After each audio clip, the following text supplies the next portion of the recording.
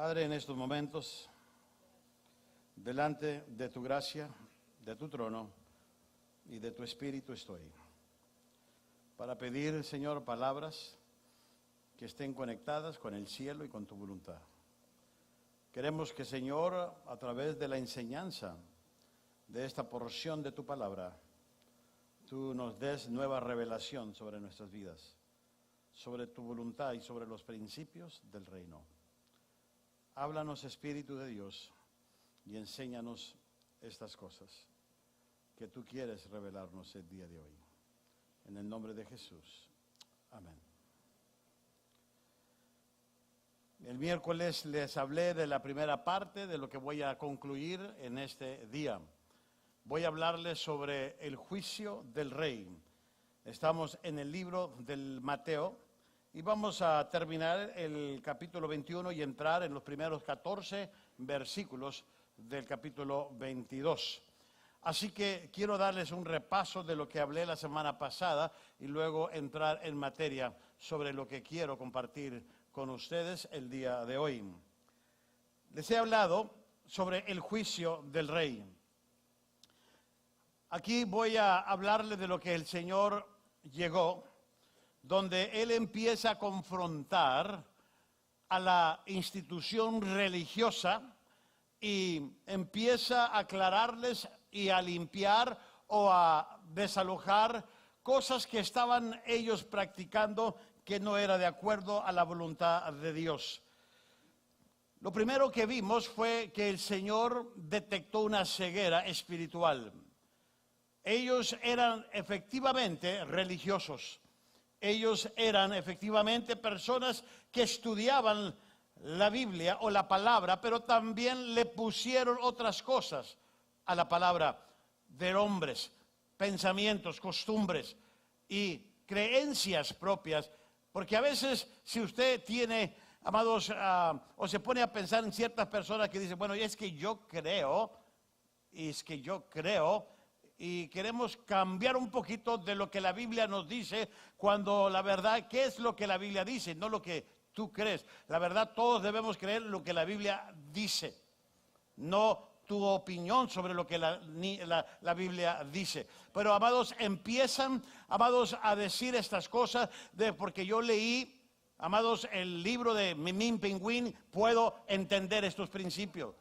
O, amados, o empiezan a decir que yo leo un libro pesado de esos de 600 páginas y habla de la historia, de la teología, y yo creo todo lo que contradice a lo que está aquí. No importa lo que tú creas, es en balde. Si contradice a la palabra, y eso es lo que el Señor vino a aclarar. Vimos dos cosas cuando Él empezó a empujar una demostración pública de su ministerio. ¿Por qué lo hizo? Bueno, pues dos razones.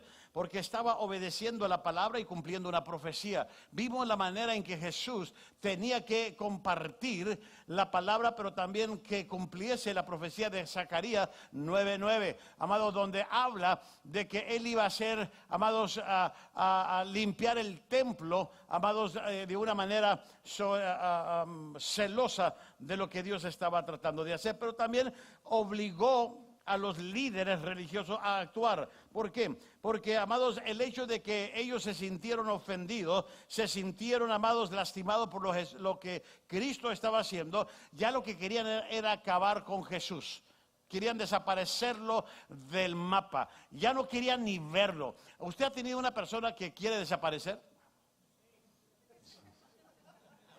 ¿Verdad que algunos sí tenemos? Ya digo, yo tengo gente, inclusive aquí tengo una lista, no se crea, ¿okay?, de gente, amados, que queremos desaparecer del mapa. Digo, a menos que usted sea un santo de Dios que digamos, no, yo nunca, no, ni al diablo lo quiero desaparecer. Bien. Todos tenemos a alguien. Bueno, así estaban ellos. Pero ¿por qué lo querían? Las razones más bien era la pregunta que los motivos.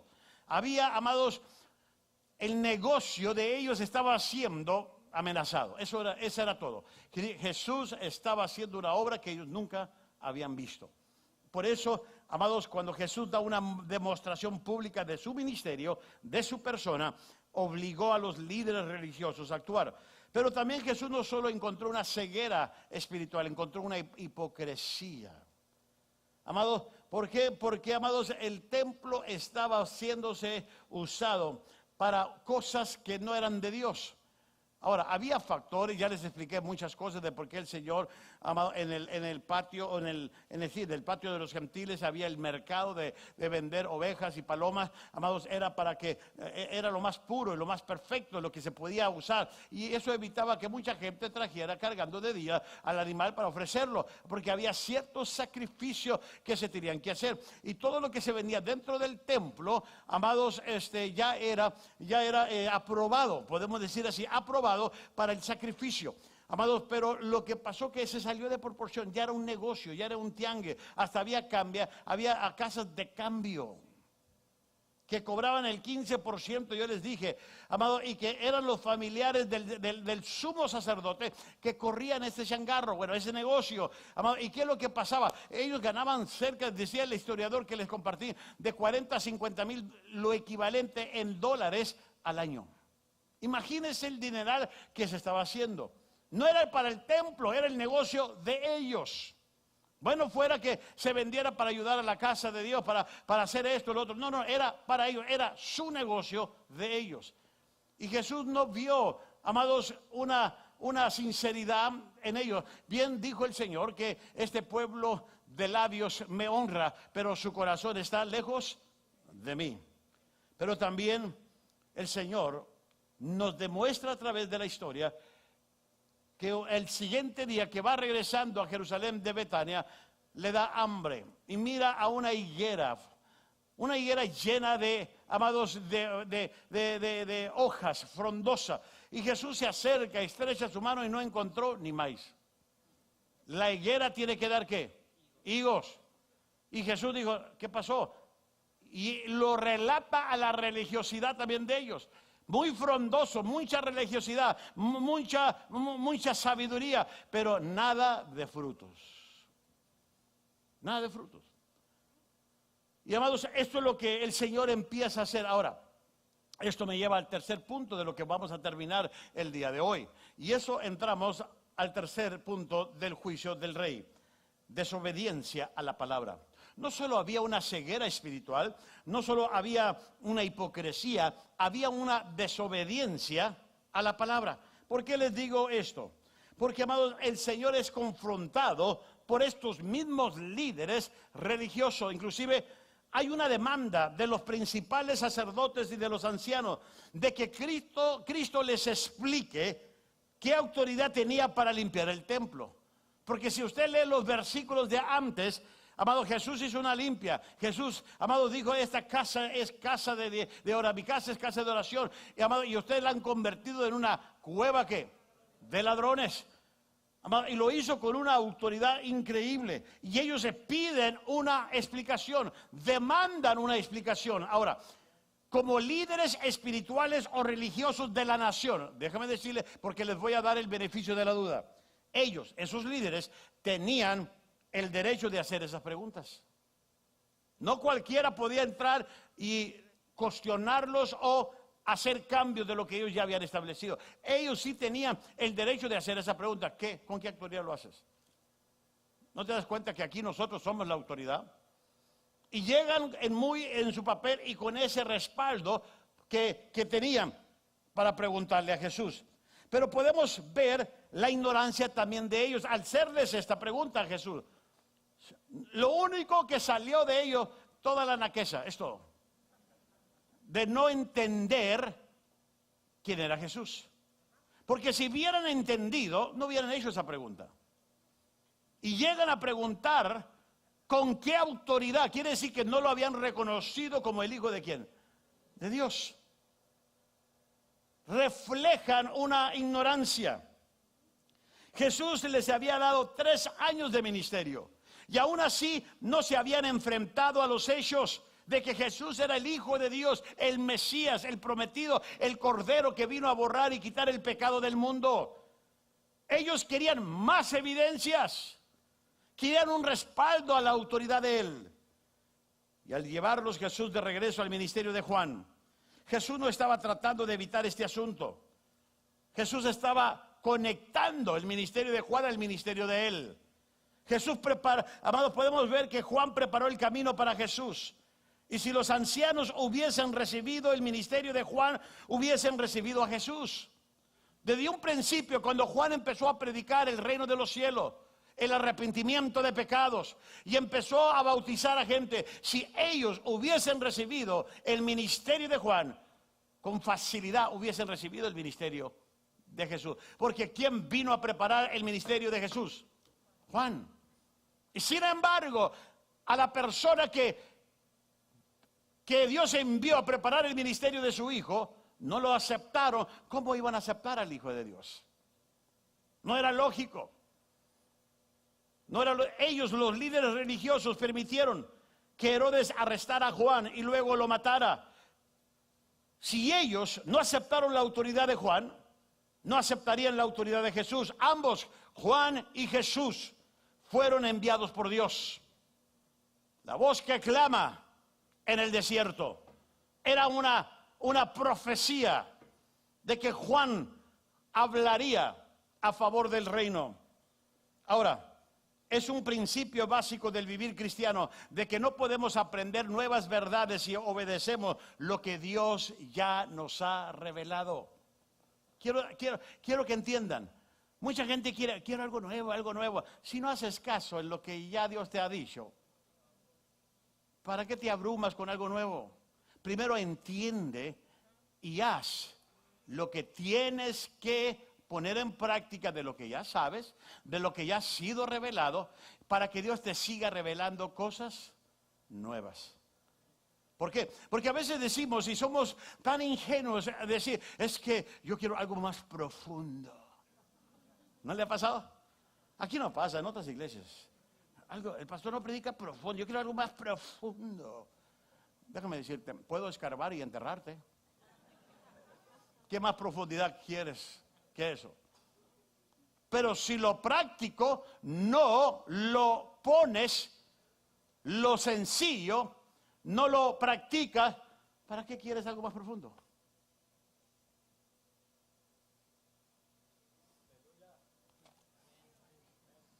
Déjame buscar un versículo bonito. Los líderes religiosos habían rechazado, fíjese, la verdad que Juan predicó. Ellos rechazaron la verdad que Juan predicó. Así que Jesús no podía impartir una verdad nueva, puesto que tanto él y Juan estaban bajo la misma autoridad. Fueron enviados los dos del Padre.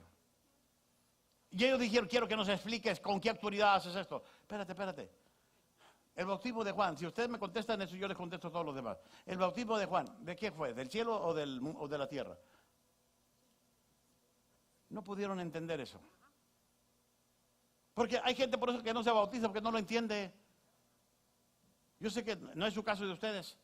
Porque hay gente que dice, es que no me voy a bautizar hasta que me componga. Ese espíritu apenas con ayuno y oración sale. El bautismo es un paso de obediencia que te va componiendo poco a poco. Si tú esperas mejorar para bautizarte, pues siéntate. Porque parte de tu mejoramiento, de tu crecimiento, es hacerle caso a Dios en lo que Él dice. Vamos a tener bautismo pronto, hablé con Oscar. Pare de sufrir. Ya después de 20 años de pensarla, ya creo que es suficiente que se bautice, ¿no cree? Porque hay gente que está esperando mejorar en algunas cosas. Para seguir mejorando, toma decisiones de obediencia todos los días, que va a favorecer tu vida. Mire, aquí voy a darles tres cosas. Primero voy a darles lo que pasó con estos líderes, cómo desobedecieron a la palabra de Dios. Número uno, los líderes religiosos rechazaron a Dios el Padre. O sea, ¿cómo Jesús les va a dar una explicación si al mismo Dios lo rechazaron? Y miren lo que dice la Biblia. En los primeros versículos, capítulo 23 del capítulo 21, versículo 23 en adelante, el 32. Miren lo que dice. Cuando llegó Jesús al templo, los principales sacerdotes y los ancianos del pueblo se le acercaron mientras enseñaban, diciendo, Jesús estaba enseñando, ¿con qué autoridad haces esas cosas? ¿Y quién te dio esa autoridad?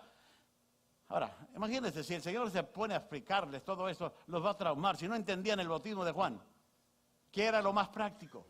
Ahora ahí le va. Y respondiendo Jesús les dijo, yo también haré una pregunta, que si me la contestáis, yo también os diré con qué autoridad hago estas cosas. ¿De dónde era el bautismo de Juan? ¿Del cielo o de los hombres? Y ellos discutieron entre sí diciendo, si decimos del cielo, él nos dirá, entonces ¿por qué no le creísteis? Si en verdad tú crees que el bautismo que Juan tenía era del cielo, ¿por qué no le creísteis? Así que ellos dijeron, ¿qué hacemos aquí? Nos va a poner una trampa. ¿Qué? Y miren lo que sigue diciendo. Y si decimos, esto están hablando los líderes religiosos, de los hombres, tememos a la multitud porque todos tienen a Juan como que un profeta. Estaban entre la espada y la pared. Y respondiendo Jesús dijeron, no sabemos, Jesús. Él a su vez les dijo, tampoco yo os diré con qué autoridad. Mire, me encanta, Jesús trataba a la gente como quería ser tratada. ¿Estamos bien? O sea, se cree la mamá de Tarzán, ahí les da, porque ni a Chita llegan, decía el Señor. Si me contestan, yo les contesto. Una por una. Y miren lo que dice el 28. Pero, ¿qué os parece? Un hombre, Jesús luego no perdía ninguna oportunidad. Dice, un hombre tenía 2 hijos. Y llegándose al primero le dijo, ve, hijo, ve, trabaja hoy en la viña. Y él respondiendo dijo, no quiero. Pero después, arrepentido, ¿qué hizo? Fue. Y llegándose al otro le dijo lo mismo. Pero él respondió y dijo, yo iré, Señor. ¿Y qué dice? Y no fue. Y luego dice, ¿cuál de los 2 hizo la voluntad del Padre? Ellos dijeron, el primero. Jesús les dijo, en verdad os digo, que los recaudadores de impuestos y las rameras, la nueva versión, y las prostitutas, dice, y las rameras entran en el reino de Dios antes que vosotros. O sea, ustedes que son los religiosos, vienen al último. Supuestamente ustedes son los que dicen que obedecen a Dios, pero los recaudadores, o sea, recuerden, recaudadores era una palabra. Es que la gente no los quería, es la IRS. ¿Quién quiere a los que trabajan en el IRS? Nadie, ni ellos mismos se quieren. Porque trabajan allí. Era un sinónimo de pecadores. Y más, ¿sabe por qué? Porque a veces eran judíos recolectando los impuestos de los mismos judíos para dárselo a Roma. Y luego dice, y las rameras han creído primero que ustedes. Es lo que está diciendo. Y luego mire lo que dice el 32. Porque Juan vino a vosotros en camino de justicia y no le creísteis. Pero los recaudadores de impuestos y las rameras le creyeron. Y vosotros, viendo esto, ni siquiera os arrepentéis después para creerle. Entonces, ¿a quién bautizaba Juan? A todos ellos, a los recaudadores de impuestos y a la gente que se arrepentía como mujeres de la calle o personas pecadoras que necesitaban a Jesús. Jesús da una historia increíble, la viña. Y la viña nos habla de la nación de Israel. Los 2 hijos representan 2 clases de personas de esa nación. La gente religiosa farisaica y los publicanos y pecadores. Cuando habla de los 2 hijos, la viña representa a Israel y los 2 hijos representan a 2 tipos de personas. A la gente religiosa farisaica y a los pecadores. Y no dice republicanos, sino publicanos. ¿Okay? Cuando Juan llegó a ministrar, dice la Biblia que la muchedumbre religiosa mostró gran interés en su trabajo, pero no se arrepintieron, no se humillaron y mucho menos se bautizaron. Los que menos querían con el reino de Dios que Juan predicaba eran los religiosos. Pero la multitud no religiosa, sin embargo, confesó sus pecados y obedeció las palabras de Juan y fueron bautizados. Los líderes religiosos cometieron 2 pecados. No creerían el mensaje de Juan y no se arrepentirían de su pecado. Aun cuando Juan les hablaba del arrepentimiento, ellos no creerían. Les llamó la atención, lo seguían. A ver qué este loco está diciendo. Pero no creyeron el mensaje de Juan y mucho menos se bautizaron porque no se arrepintieron. Ahora, ellos, por supuesto, los líderes religiosos, sentían que no tenían ninguna necesidad de arrepentirse, que estaban bien. El hecho de tener una doctrina, una enseñanza, una filosofía de vida, el hecho de tener una creencia, una religión, los hacía diferente a todos los demás.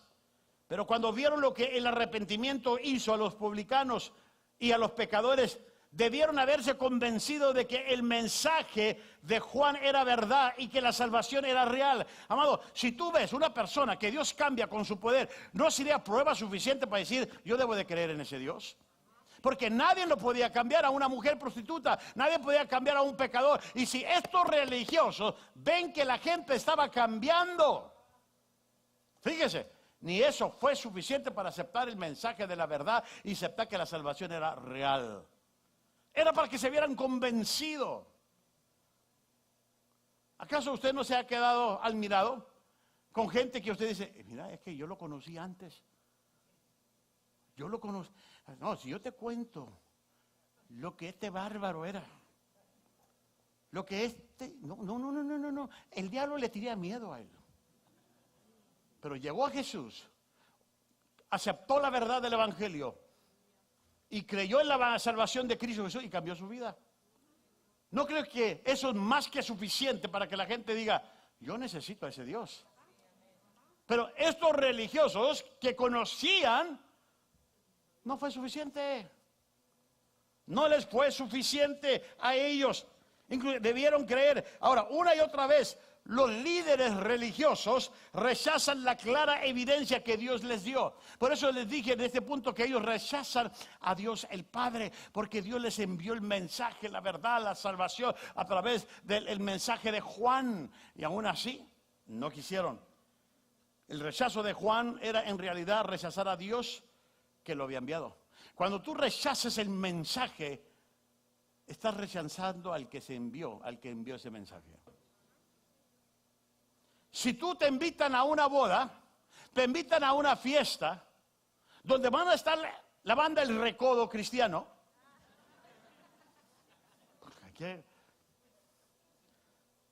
y tú dices, no, yo no quiero ir, yo rechazo esa invitación. Tú estás rechazando esta invitación, pero también estás rechazando al que te invitó. ¿A que te invitó? No me vas a decir, no, yo rechacé la invitación. No, tú rechazaste al que te invitó. Porque no querías llevar regalo.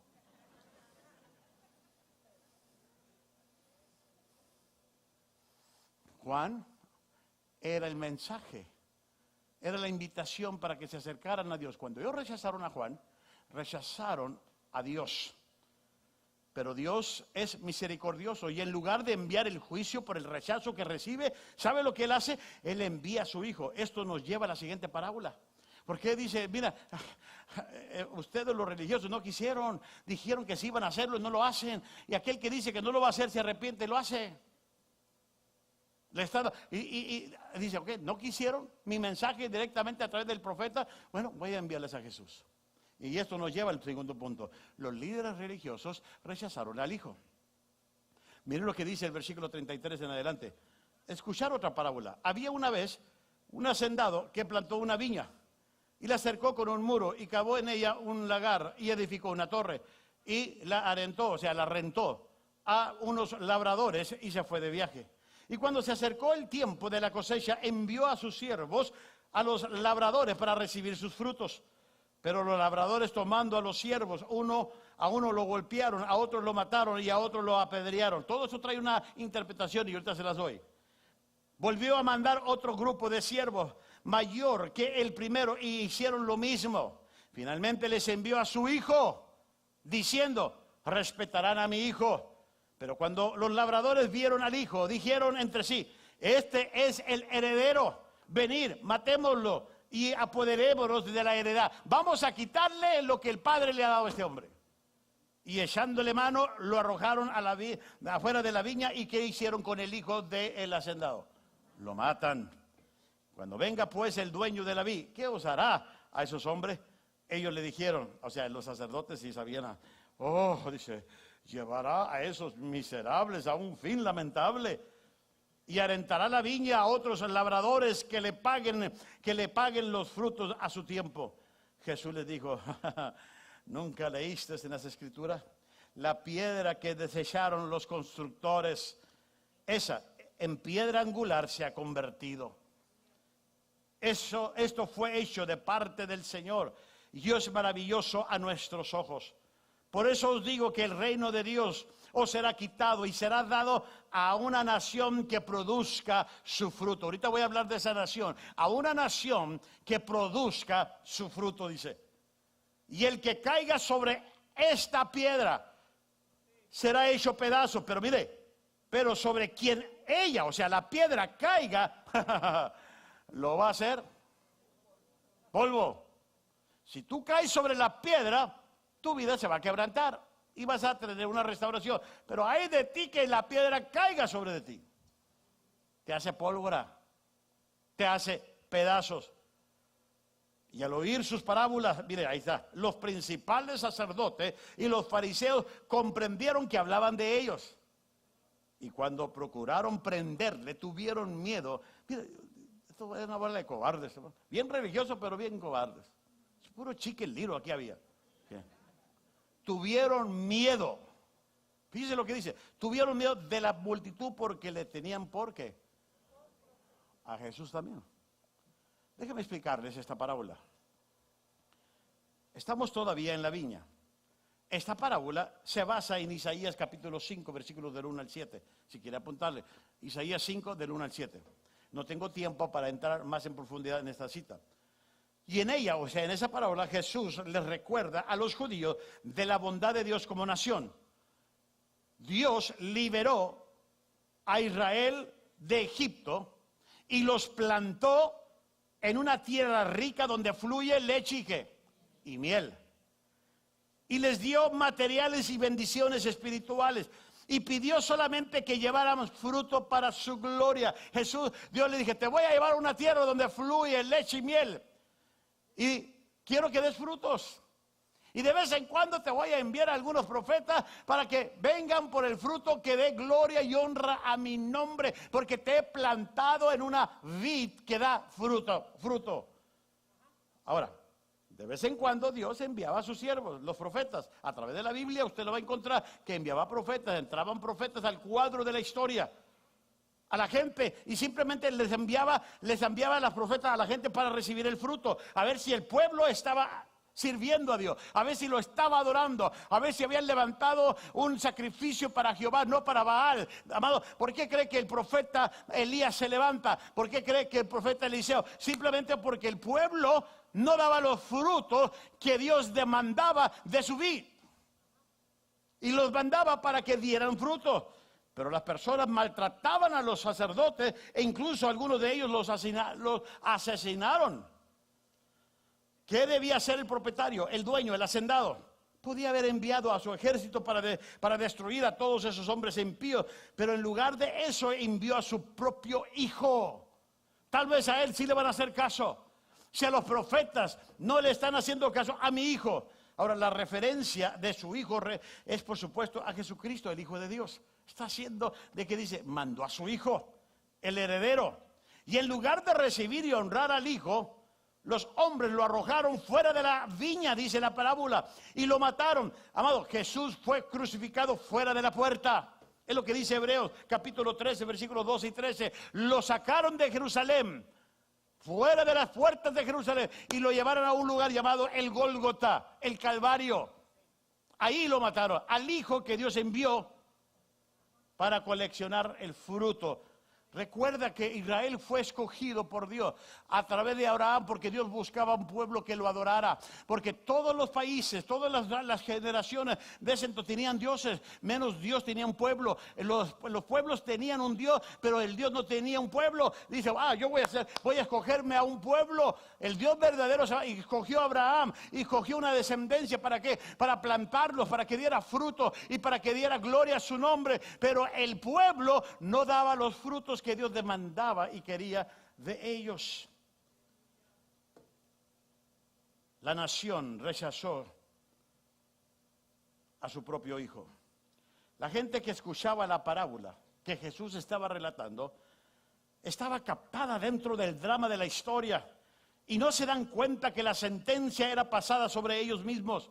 ¿Sabe por qué? Porque Jesús cita en ese mismo instante cuando dice que el Hijo viene entre ellos y no fue recibido. ¿Sabe qué estaba recitando Jesús? El Salmo 118, el versículo 22 en adelante.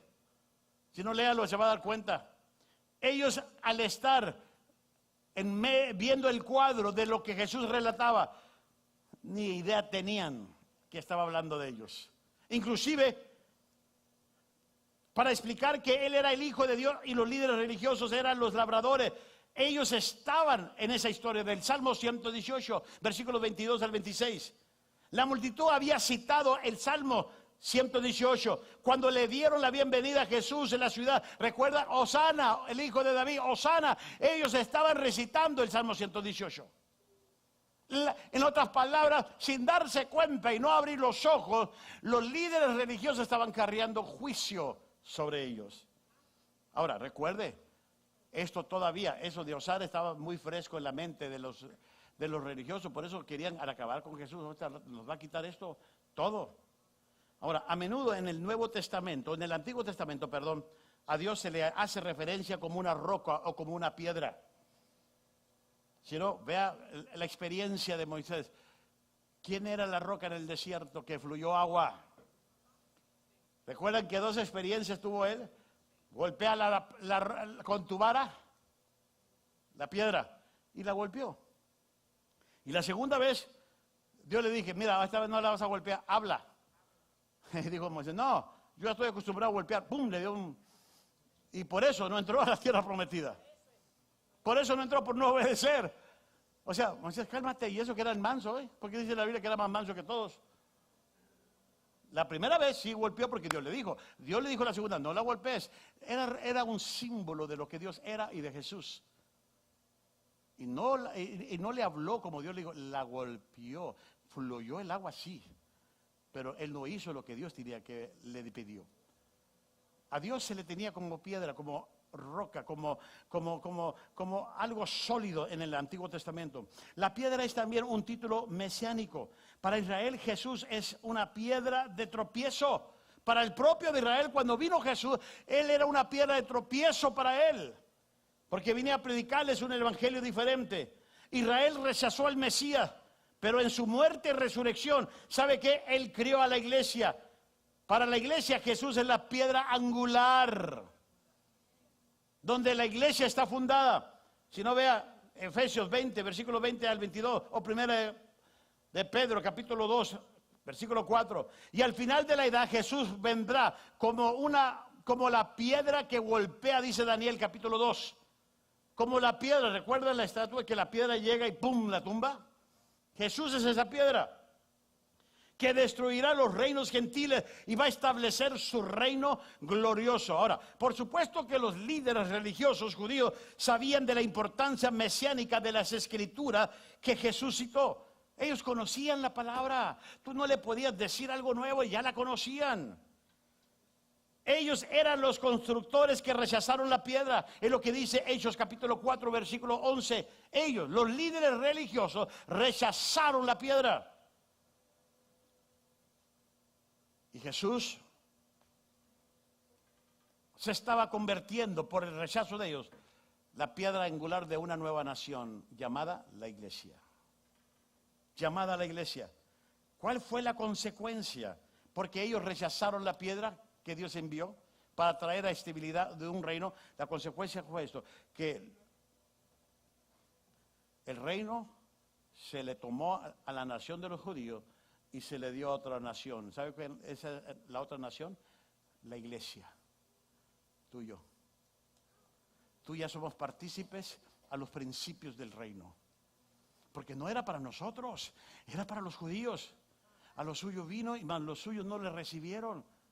Mas a los que sí les recibieron, les dio potestad de ser hechos o llamados hijos de ¿qué?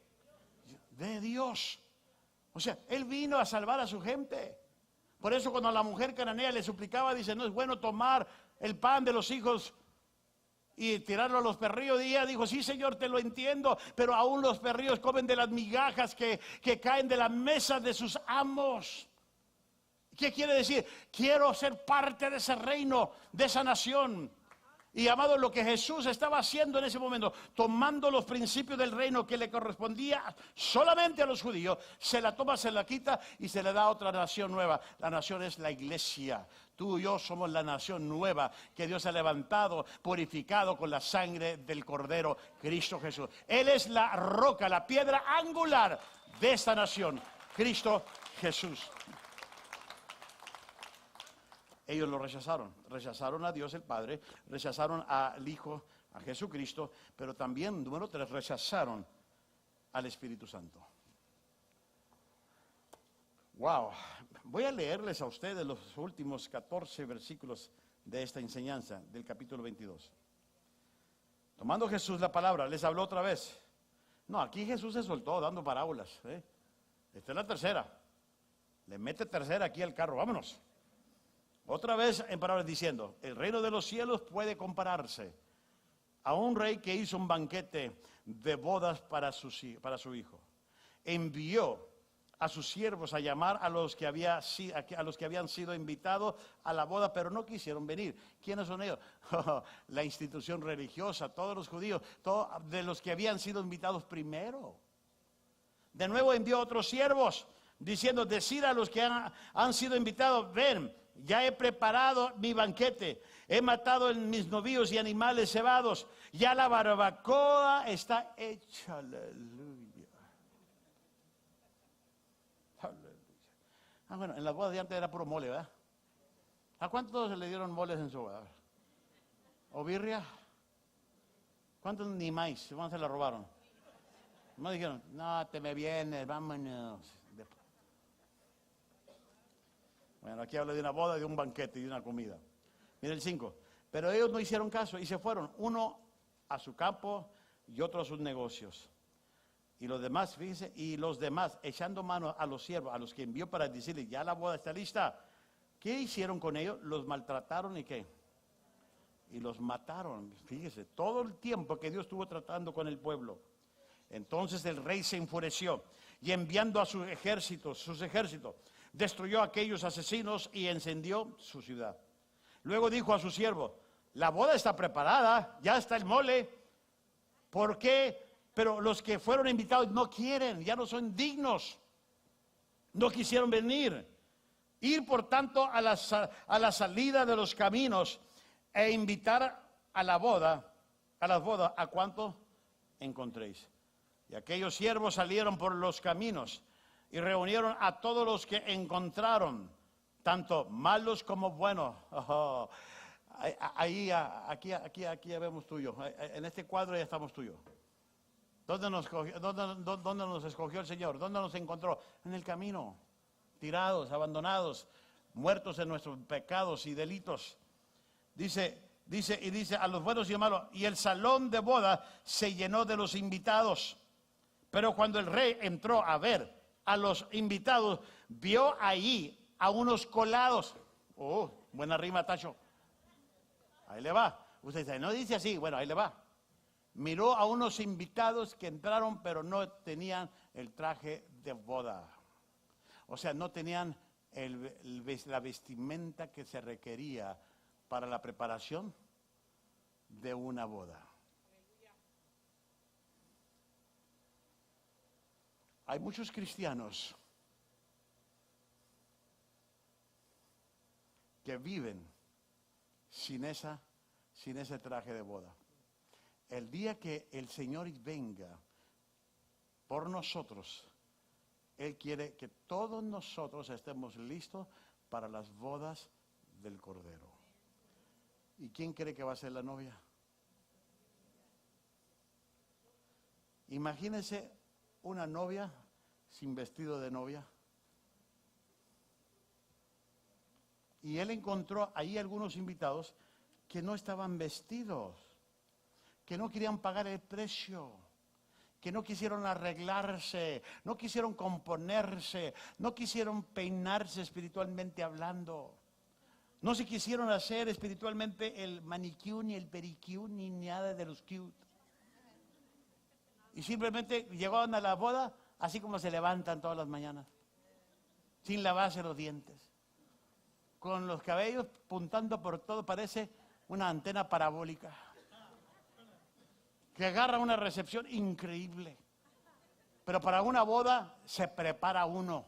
Y para las bodas del Cordero tú tienes que prepararte. Tú no vas a entrar como, ay, no, es que Dios me ama y Dios ama a todos. Sí, sí, pero no todos aman a Dios. Dios ama a todos, pero no todos aman a Dios. Porque si amas a Dios, tú vas a corresponderle al novio como debe de ser. Porque mire lo que dice, mire lo que pasa aquí en el versículo 12. Y le dijo, amigo, ¿cómo entraste aquí sin traje de boda? Ups, ya me descubrieron. Pues claro que sí, vienes como homeless. Entonces dijo a los sirvientes, atale las manos y los pies y echarlo en la tierra, en las tinieblas de afuera. Ahí será el llanto y el crujir de dientes. Ahora, este versículo es clave, porque muchos han sido llamados, pero pocos son los escogidos. Todos tienen la misma oportunidad de ser llamados por Dios, a servirle, a prepararse para ese gran día, pero no todos quieren corresponder. Esta parábola no debe ser confundida con la parábola de la gran cena en Lucas capítulo 14, aunque tenga los mismos elementos, que sean similares. De nuevo nos encontramos con el Padre y el Hijo. Y el Hijo está vivo, a pesar de que le hicieron lo que lo hicieron los labradores. El Hijo está vivo y tiene una novia, dice. Y el periodo descrito en esta parábola debe ser después de la resurrección, ascensión y la venida del Espíritu Santo. El Padre todavía está invitando al pueblo de Israel a venir, a pesar de lo que le hicieron a su Hijo.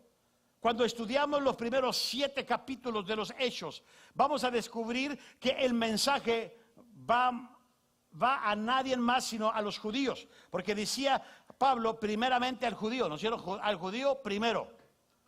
Ese era el plan de Dios en Romanos 1:16. Pero ¿cómo respondieron los líderes de la nación al ministerio del Espíritu Santo a través de los apóstoles? Ellos rechazaron la palabra y persiguieron a la iglesia. Los mismos religiosos, cuando la iglesia nace, la nueva nación nace, empiezan a perseguir a la iglesia.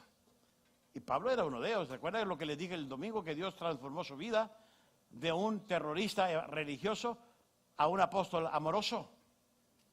Él tuvo esa experiencia. Los mismos gobernantes que permitieron que Juan fuese asesinado y que pidieron que Jesús fuese asesinado y crucificado, mataron a Esteban y más tarde Herodes mata a Santiago.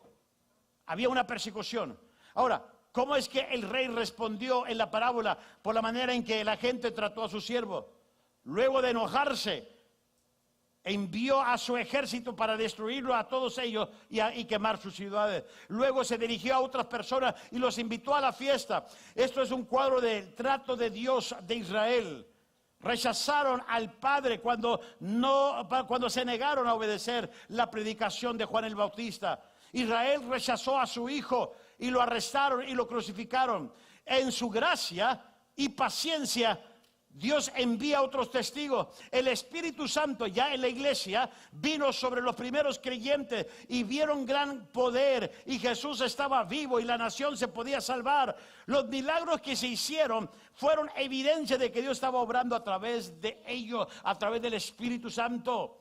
Todavía Dios dándoles oportunidad, dándoles evidencia a través de la persona del Espíritu Santo. Y amado, Pablo dice que cuando Pedro pasaba, la sombra de él sanaba a los enfermos. Era la evidencia del Espíritu Santo en la vida de él. Pero Israel rechazó al Espíritu Santo. Y esta fue, mira, voy a decirle algo. Tenga cuidado cuando dice, yo no creo en el Espíritu hoy en día como está. No. Cuide eso. Dios le va a perdonar cualquier pecado excepto la blasfemia en contra del Espíritu Santo. Pero se llama Espíritu Santo. ¿Le ha perdonado Dios el trato que usted le dio a sus profetas? Sí. ¿Le ha perdonado Dios el trato que le dio a su hijo? Porque esa es la causa de morir. Pero lo que Dios dice, tú juegas con el Espíritu Santo y aún sin duda, ¿quién cree que hace el cambio en uno? El Espíritu Santo. Cristo te salva de tus pecados, el cambio lo hace el Espíritu Santo. Y si tú me dices que no crees en el Espíritu Santo, como lo dice la Biblia, estás bien marihuano, mi hermano. La verdad te lo digo en el nombre del Señor. Te quedaste high. Porque el cambio lo hace el Espíritu Santo. La transformación, el vivir victorioso, lo hace el Espíritu Santo. Pero hay muchos cristianos todavía. No, ¿qué es eso? ¿Qué es eso? Si los conoce, retírese de ellos. Porque le van a pagar el Espíritu a usted. Le pagan el Espíritu. Mire, Israel rechazó también al Espíritu Santo. Y esto fue la acusación que Esteban hizo en contra de ellos en Hechos 7:51. Vosotros resistáis siempre al Espíritu. Resisten al Espíritu Santo. Oiga, no resista al Espíritu Santo. Déjalo que se mueva en usted. Déjale que haga el cambio. Déjele que trabaje en su vida. Que lo esté perfeccionando a la estatura del varón perfecto. No lo resista. No lo resista. Sométase a él. Mire, con la lápida de Esteban, porque Esteban murió bajo la persecución de hombres religiosos. Con la lápida de Esteban, la paciencia de Dios con Israel comenzó a terminarse, aunque se retrasó todavía el juicio casi 40 años, pero en el capítulo 8 de los Hechos leemos que el mensaje fue a los samaritanos, en el capítulo 10 leemos que el mensaje también llegó a los gentiles. El Espíritu Santo tiene el poder para alcanzar a judíos, griegos, canadienses, samaritanos, gentiles. El Espíritu Santo lo puede hacer, lo va a hacer. Los rechazos eran considerados como un pecado nacional. Cuando ellos rechazaron a Juan, rechazaron al Padre, pero aún así el ministerio del Hijo siguió. Cuando rechazaron al Hijo, fueron perdonados por la ignorancia de haber rechazado al Hijo de Dios. Pero aún estaba el ministerio del Espíritu Santo. El ministerio del Espíritu Santo vino en el Pentecostés y los apóstoles hicieron grandes señales y prodigios y maravillas. Era una evidencia que Dios estaba presente, todavía tratando con su nación. Los principales líderes rechazaron el testimonio del Espíritu y esto trajo el juicio final. Ellos habían rechazado al Padre, al Hijo y al Espíritu Santo, y ya no habría o no habrá otra oportunidad cuando ya rechazas a la tercera persona de la Trinidad. Ya no va a haber, si el Hijo y el Padre y el Espíritu ya no te salvan, ¿quién te va a salvar después de ahí? No, va a haber condenación. Ahí será el lloro y el crujir de dientes, dice la Biblia. Por eso la iglesia, tú y yo tenemos que estar equipados y prepararnos y usar las vestiduras para una boda apropiada. Una vez fui a una boda, fíjese, y llegó un homeless. Bueno, yo pensé que era un homeless, pero era un familiar. La verdad, fuera de lugar. Nada que ver. Hasta mal se ven. Wow. Y esos que se ven así, espiritualmente hablando, sáquenlo. No se quiso vestir apropiadamente para la gran boda del Hijo de Dios. Los líderes de la nación fueron culpables de una ceguera espiritual, fueron culpables de la hipocresía, fueron culpables de una desobediencia deliberada a la palabra. Y en lugar de aceptar esta acusación de Jesús y arrepentirse, decidieron atacarlo y discutir entre ellos. Y el resultado, ¿qué fue? El juicio de Dios sobre ellos por haberse rechazado. Por eso yo voy a decirles algo: no peleen contra Dios, no resista a Dios, porque a veces es difícil. Más la enseñanza que Dios te tiene ese día. A veces le peleamos, a veces no queremos doblegarnos. Cuando Dios está haciendo la obra en tu vida, lo único que ahora tienes es el final de todas las tres manifestaciones al Espíritu Santo en tu vida, que te está preparando para ese gran día, las bodas del Cordero. De otra manera, si tú rechazas el plan de Dios, no solo que fue para Israel, sino para ti ahora, si tú lo rechazas y no vives de acuerdo a la voluntad del Padre, de acuerdo a la voluntad del Hijo y de acuerdo a la pureza del Espíritu Santo, juicio vendrá sobre ti. Tú me puedes decir: es que para mí no es el infierno, Dios no es malo, a mí no me va a mandar al infierno. No, es que Dios no hizo el infierno para ti, hizo el infierno para el diablo y sus seguidores. Y si tú no sigues a Dios, una de las dos: o sigues a Dios o sigues al diablo. Y si quieres seguir al diablo, tú ya sabes a dónde va el diablo, síguelo. Él no lo hizo para ti, Él hizo el cielo para ti. Él quiere que vivas allá con Él. Pero si tú por voluntad propia quieres seguir al diablo, Tú ya sabes a dónde va el diablo. Y el que le sigue, termina ahí. Ahí será el lloro y el crujir de dientes. Prepárate mejor para las bodas, para evitar el juicio del reino. Ponte de pie en esta hora.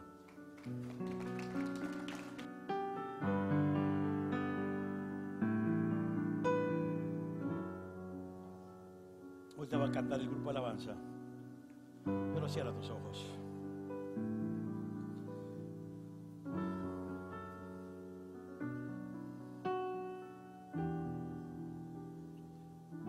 Padre, perdónanos. Perdona nuestra apatía, nuestra indiferencia. Perdona porque a veces no creemos en tu palabra como está. Queremos modificarla. Perdónanos por descuidar una relación con tu Hijo Jesucristo y vivir eternamente agradecido por lo que Él hizo por nosotros. Perdónanos por no tomar en serio la obra del Espíritu Santo en nuestras vidas. Contra ti, Dios, y con nadie más hemos pecado. Queremos ser igual que tú, Dios. Queremos de gloria en gloria ver ese mensaje de esperanza. Purifícanos, Espíritu.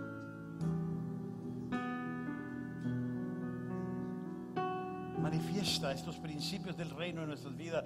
Y si hay dureza en nuestro corazón, si hay terquedad, si hay apatía, si hay ceguera, hipocresía o desobediencia deliberadamente a tu palabra, perdónanos.